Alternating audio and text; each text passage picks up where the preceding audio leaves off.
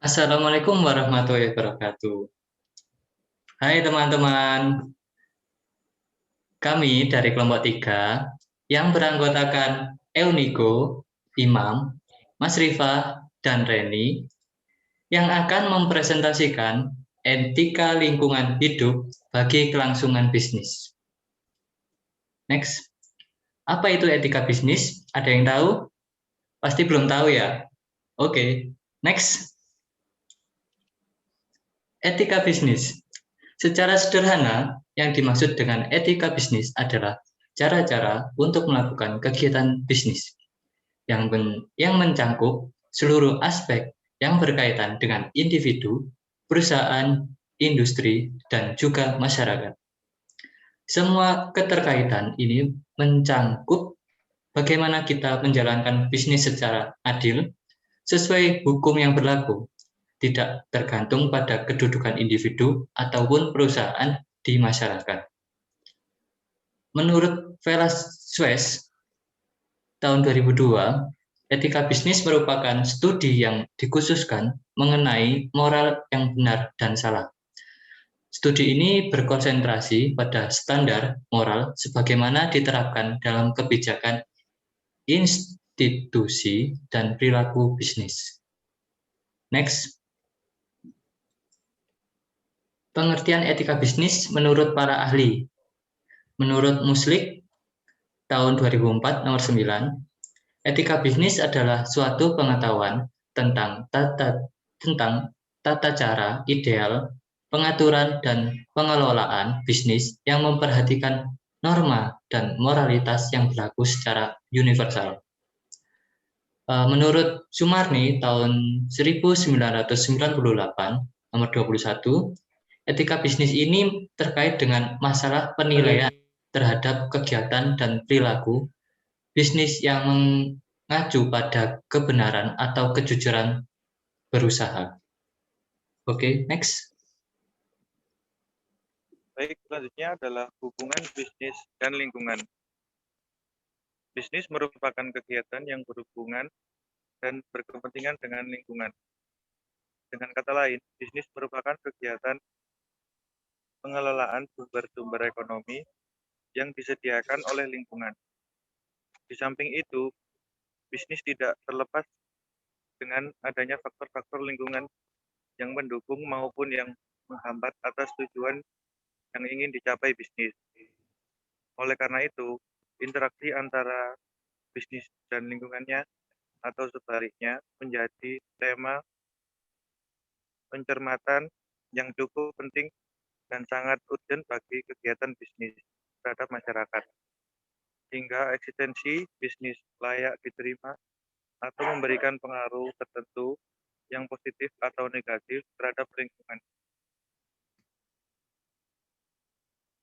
Hubungan bisnis dan lingkungan terbagi menjadi dua, yaitu lingkungan eksternal dan internal. Yang pertama, lingkungan eksternal.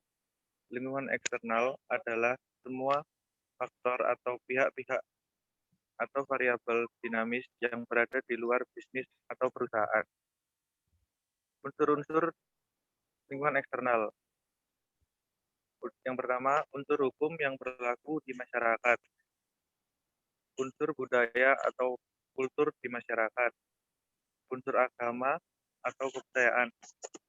Unsur politik pemerintahan. Unsur ekonomi umum.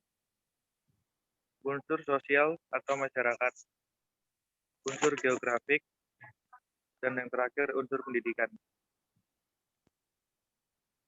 Baik, selanjutnya adalah lingkungan internal. Lingkungan internal merupakan jumlah faktor, variabel atau atribut-atribut yang melekat pada variabel atau faktor tersebut yang berada di lingkungan bisnis dan cukup langsung mempengaruhi bisnis. Antara lain yaitu tenaga kerja, modal, alat-alat, sistem manajemen, sarana dan prasarana yang tersedia di dalam perusahaan. Dalam interaksinya, mereka secara terorganisasi cepat dapat dikendalikan oleh manajemen perusahaan dan secara langsung dapat dipengaruhi. Tingkat pengendaliannya relatif lebih mudah dilakukan karena perusahaan memiliki bargaining power yang cukup kuat untuk mempengaruhi variabel-variabel ini sesuai dengan sasaran, dan tujuan perusahaan. Ini adalah penyusunan strategis yang secara garis besar terbagi dalam 4 kelompok. Yang pertama adalah strength atau kekuatan, lalu ada weakness, yaitu kelemahan, selanjutnya opportunity, peluang atau kesempatan, dan treatment, yaitu tantangan. Selanjutnya adalah tanggung jawab bisnis terhadap lingkungan. Nah, tanggung jawab bisnis terhadap lingkungan misalnya perusahaan tidak membuang limbah sembarangan, perusahaan mencegah polusi di sekitar tempat usaha, dan perusahaan tidak boleh menggunakan bahan-bahan yang berbahaya. Jadi, perusahaan diharapkan ramah terhadap lingkungan. Selanjutnya adalah tanggung jawab lingkungan perusahaan. Tanggung jawab ini melalui pendekatan keberlanjutan, konsep pengembangan atau pembangunan yang berkelanjutan, dan praktik bisnis yang berkelanjutan, menyarankan visi baru yang radikal untuk mengintegrasikan tujuan lingkungan dan keuangan dibandingkan dengan model pertumbuhan yang sebelumnya. Hal ini dikenal dengan sebutan 3 pilar keberlanjutan. Yang pertama, keberlanjutan ekonomi, yang kedua keberlanjutan lingkungan, dan yang terakhir keberlanjutan etis. Nah, kesimpulannya dari pembahasan di atas dapat ditarik kesimpulan bahwa semua kegiatan bisnis yang dilakukan merupakan sebuah profesi yang menuntut profesionalisme dan ketaatan terhadap kode etik yang berlaku. Jika suatu bisnis dilakukan terlalu berlebihan dan sering menyimpang dari kode etik, maka akan menimbulkan beberapa kerusakan lingkungan seperti akumulasi bahan beracun, efek rumah kaca, perusakan lapisan ozon, hujan asam, deforestasi dan penggurunan, serta keanekaragaman hayati. Oke, sekian presentasi dari kelompok 3. Wassalamualaikum warahmatullahi wabarakatuh.